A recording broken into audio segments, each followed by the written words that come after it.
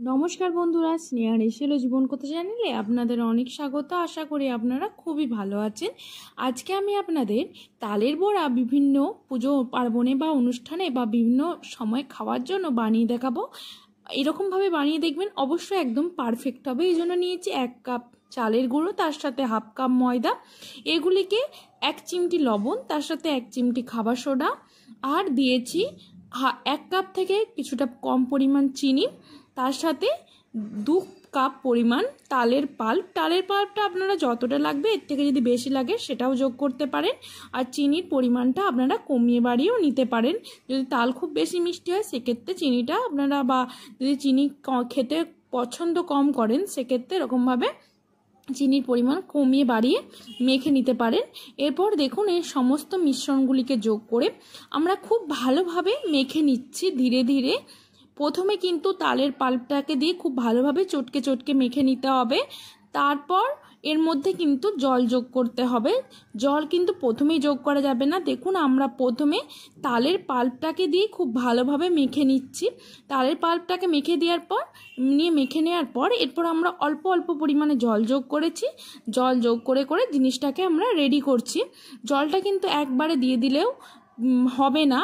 আর আমি জলটা কতটা পরিমাণে দিয়েছি এটাও বলতে পারবো না। আপনারা যতটা জল লাগবে সেই পরিমাণ মতোই দেবেন। আপনাদের মাথায় রাখতে হবে, এমন একটা থকথকে পেস্ট তৈরি করতে হবে যেটা খুব বেশি পাতলাও হবে না, খুব বেশি কিন্তু মোটাও হবে না।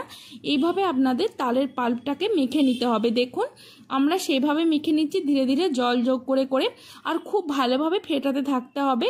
খুব ভালোভাবে ফেটানোর জন্য এটাই খুব ভালো ফাঁপ আসবে, একদম ভিতর থেকে সফট লাগবে, খেতে কিন্তু দুর্দান্ত হবে এইভাবে বানালে। তাই এইভাবে কিন্তু এই জন্মাষ্টমীতে লাড্ডু গোপালের জন্য, আর এখন তো তালের সিজন, এভাবে অবশ্যই বানিয়ে দেখতে পারেন। একদম পারফেক্ট তালের বড়া তৈরি হবে। আর আপনারা যদি কেউ নারকেল কোড়া যোগ করতে পারেন সেক্ষেত্রে কিন্তু নারকেল কোড়াও যোগ করতে পারেন। আমরা নারকেল কোড়া পছন্দ করি না, তাই নারকেল কোড়া যোগ করিনি। এরপর দেখুন কেমনভাবে এটা কিন্তু দেখছেন, খুব পাতলাও হয়নি খুব মোটা হয়নি, এভাবে আমরা মেখে নিয়েছি। আর যখন দেখবেন রেডি হয়ে গেছে তখন দেখবেন অনেকটা একটা ফুলা ফাঁপা মতো ফুলে থাকবে। এরপর আমরা কড়াইতে তেলের মধ্যে এগুলোকে ছোট ছোট বড়ার আকারে ভেজে নিচ্ছি। আপনারা যে কোনো শেপেই ভেজে নেবেন ডুবো তেলে, তাহলেই রেডি হয়ে যাবে একদম তালের বড়া। এভাবে বানিয়ে দেখতে পারেন, আশা করি খুবই ভালো লাগবে। ভালো লাগলে লাইক, শেয়ার, কমেন্ট, সাবস্ক্রাইব করে স্নেহার এসেলো জীবন কথা চ্যানেলের পাশে থাকবেন। পরবর্তীতে নিশ্চয়ই নতুন রেসিপি নিয়ে আবার ফিরে আসব।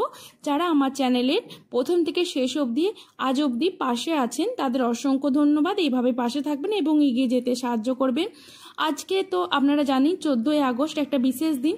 মৌমিতা দেবনাথের জন্য সবাই আপনারা ভয়েস ওঠান যাতে একটা সুবিচার পায়। এইভাবে কারো আর কোনোদিনও যেন সাহস না হয় কোনো ছেলে মেয়েকে এভাবে ক্ষতি করার জন্য। তাই প্লিজ রেজ ইওর ভয়েস।